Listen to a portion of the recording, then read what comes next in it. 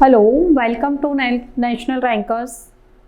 मैं हूं आभा गुप्ता सेरीवाल और हम पढ़ रहे हैं क्लास 12 का अकाउंट, जिसमें चैप्टर 14 रोकड़ प्रवाह विवरण कैश फ्लो स्टेटमेंट से संबंधित थ्योरी हम पढ़ रहे हैं। इसके पहले हमने पढ़ा कैश फ्लो स्टेटमेंट और फंड फ्लो स्टेटमेंट का डिफरेंस और उसकी सीमाएं, कमियां। अब हम पढ़ेंगे कि रोकड़ प्रवाह विवरण का निर्माण किस तरीके से किया जाता है, किस अकाउंटिंग स्टैंडर्ड के द्वारा उसको बनाया जाता है।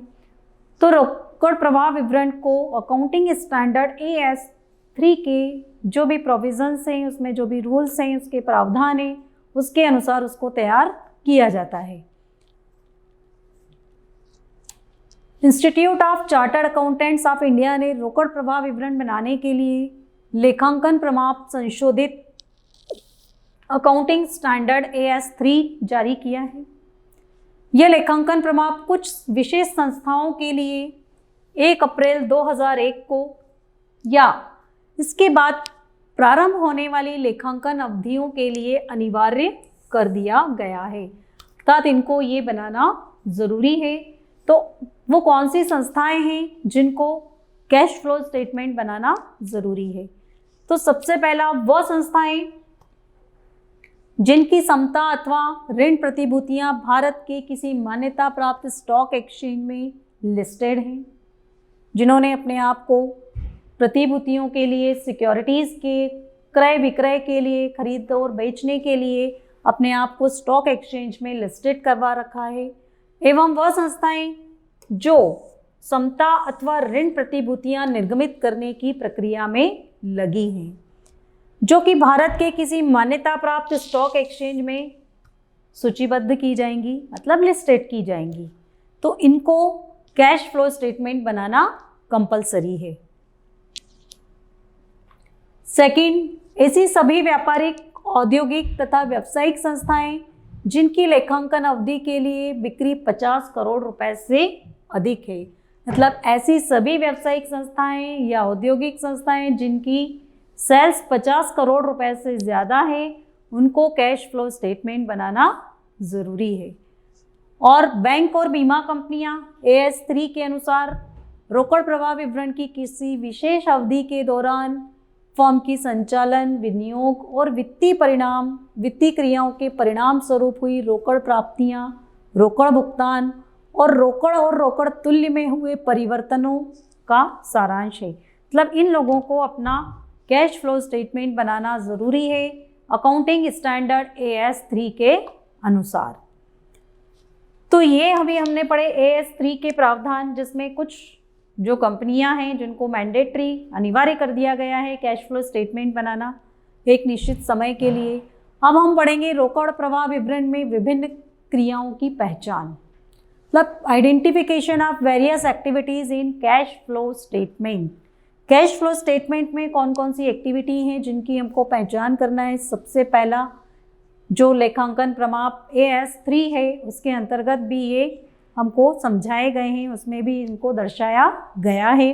तो सबसे पहले है रोकड़ का वो मैंने इसके पहले भी बताया था आपको कि रोकड़ में कैश इन हैंड, जो बिजनेस में कैश अवेलेबल है वो, और बैंकों में जो भी जमा है, डिमांड ऑन डिपॉजिट, जो भी बैंक का बैलेंस है वो कैश में आता है, कैश के अंदर उसको गिना जाता है। सेकंड है रोकड़ तुल्य, कैश इक्विवेलेंट, ऐसे अल्पकालीन अधिकाधिक तरल विनियोग जो तुरंत रोकड़ की ज्ञात निश्चित राशि में बदले जा सकते हैं। ज्ञात मतलब जो हमें पहले से पता होती कि 10,000 के विनियोग हैं, तो जब हम उसको बेचने जाएंगे तो 10,000 रुपये हमको एज इट इज़ मिल जाएंगे बिना किसी रिस्क उठाए, तथा जिसके मूल्य में परिवर्तन की जोखिम नाम मात्र की होती है, मतलब या तो जोखिम ना के बराबर होती है और अगर होती भी है तो वो नाम मात्र के लिए होती है। रोकड़ प्रवाह का आशय रोकड़ एवं रोकड़ तुल्य के इनफ्लो और आउटफ्लो से होता है, मतलब कैश आना और कैश जाना। ब्याज एवं लाभांश, लेखांकन मानक 3 में इस संबंध में निम्न स्पष्टीकरण दिए गए हैं। नंबर 1, वित्तीय उपक्रमों की दशा में ब्याज के भुगतान तथा ब्याज एवं लाभांश की प्राप्ति को परिचालन क्रियाओं से रोकड़ प्रवाह में दर्शाना चाहिए, और अन्य उपक्रमों की दशा में अगर वित्तीय उपक्रम है तो ब्याज और लाभांश के रूप में शो करेगी, और अगर अन्य उपक्रम है तो ब्याज के भुगतान को वित्तीय क्रियाओं के रूप में प्रस्तुत करेगी, और ब्याज और लाभांश की प्राप्ति को वो विनियोजन संबंधी क्रियाओं में शामिल कर लेगी। आय पर कर। आय पर कर से रोकड़ प्रवाह को अलग से दिखाया जाना चाहिए तथा सामान्यतः परिचालन क्रियाओं से रोकड़ प्रवाह में दिखाना चाहिए। परिचालन मतलब ऑपरेटिंग एक्टिविटीज में इसको अलग से दिखाना चाहिए, जब तक कि उन्हें विनियोजन या वित्तीय क्रियाओं से विशिष्ट रूप से संबंधित न किया जा सके। तो ये कुछ शब्द थे जो हमें पढ़ना है आगे जाकर, तो ये हमको पहले से क्लियर होना बहुत ज़रूरी है, क्योंकि ये जब तक हमको क्लियर नहीं होंगे तो हमें समझ में नहीं आएगा कि हमें कौन सी चीज़ें ऑपरेटिंग एक्टिविटी में लेना है, कौन सी फाइनेंसिंग एक्टिविटी में लेना है और कौन सी इन्वेस्टिंग एक्टिविटी में लेना है। तो ये जो टर्मिनोलॉजी है, इसकी जो एक एक शब्द हैं इनके, ये हमको बहुत अच्छे से समझ में आना चाहिए। अब हम पढ़ेंगे असामान्य मदें। असामान्य मदों से रोकड़ प्रवाह जैसे अशुद्ध ऋणों की वसूली।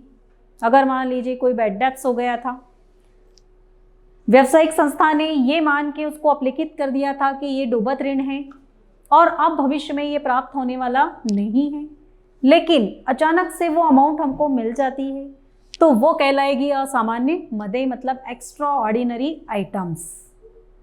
ऐसे आइटम्स जो पूर्व निर्धारित नहीं होते हैं, जो पहले से डिसाइडेड नहीं होते हैं, अचानक से हो जाते हैं वो, मतलब जैसे कि डूबत ऋण, जो संस्था ने मान लिया था कि अब अमाउंट नहीं मिलेगा लेकिन वो मिल जाती है।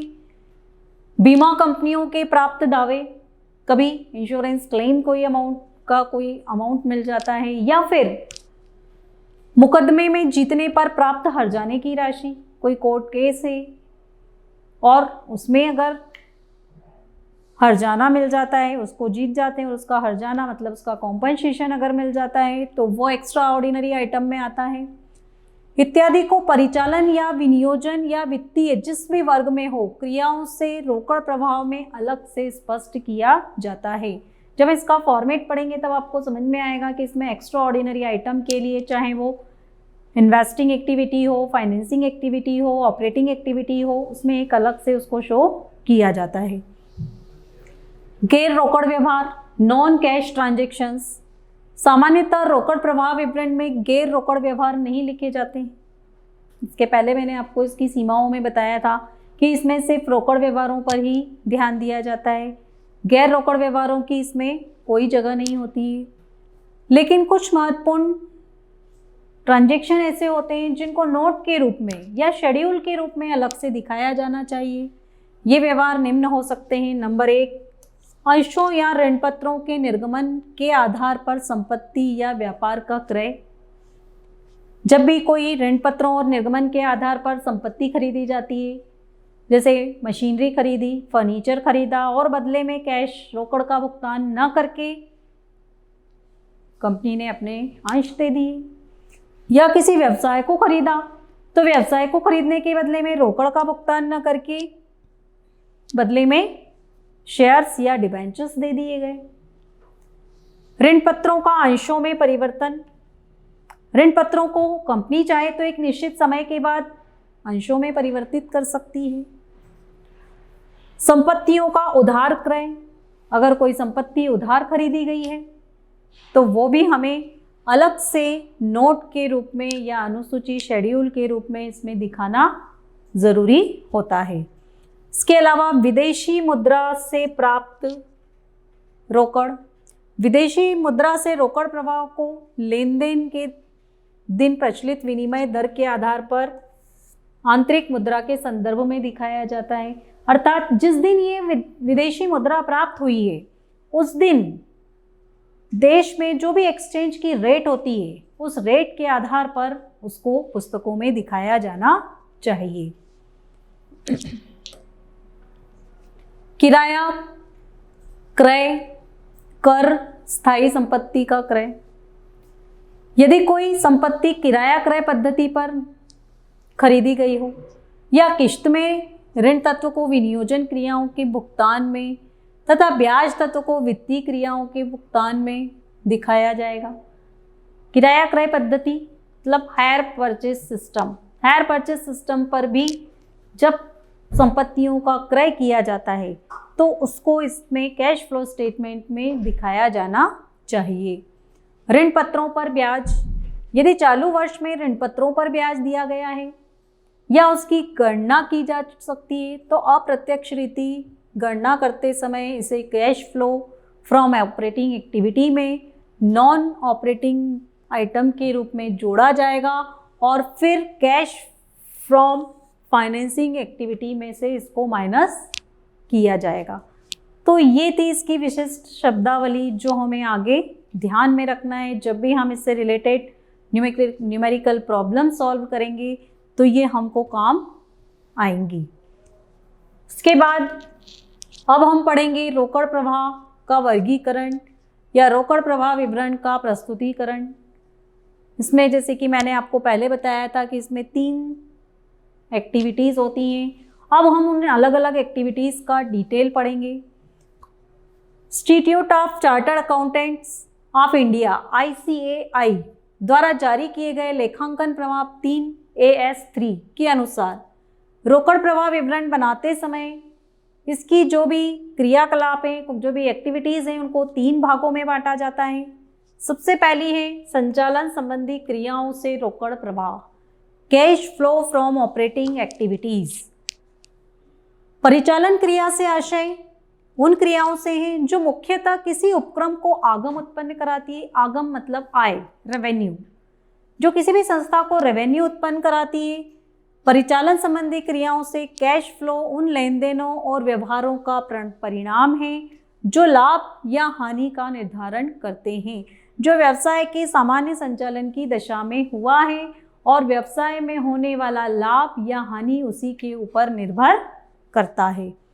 इसके निम्न उदाहरण हैं, देखिए आप। सबसे पहला है बीमा उपक्रम की स्थिति में प्रीमियम, दावे, वार्षिकी एवं अन्य लाभों के संबंध में प्राप्ति एवं भुगतान, आयकर का भुगतान एवं वापसी जब तक कि वे विशिष्ट वित्तीय एवं विनियोजन क्रिया से संबंधित ना हो, भावी ठेके, अग्रिम अनुबंध और विकल्प अनुबंधों से संबंधित प्राप्ति और भुगतान जबकि वे व्यवसाय के संचालन में हो, और माल के विक्रय, जब भी कोई माल बेचा जाता है या कोई सेवा का डिस्ट्रीब्यूशन किया जाता है तो उसको बेचने से प्राप्त आय, अधिकार शुल्क, रॉयल्टी, फीस, कमीशन, इनसे प्राप्त राशि, माल और सेवाओं के पूर्तिकर्ताओं को नगद भुगतान। जिस तरह से माल से प्राप्ति होती है उसी तरह से जब माल खरीदा जाता है तो सप्लायर्स को किया जाने वाला भुगतान वो हमको संचालन संबंधी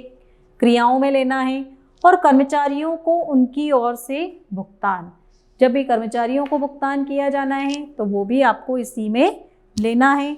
तो ये थी हमारी संचालन से संबंधित क्रियाएं जो व्यापार के संचालन से संबंधित होती हैं और जो किसी भी व्यवसाय के लाभ या हानि का निर्धारण करती हैं।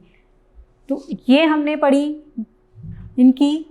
इसका कैश का इनफ्लो और आउटफ्लो। अब इससे संबंधित और भी जो आगे इनफ्लो और आउटफ्लो शॉर्ट रूप में हम आपको अपने आगे आने वाले वीडियोस में बताएंगे। Thank you.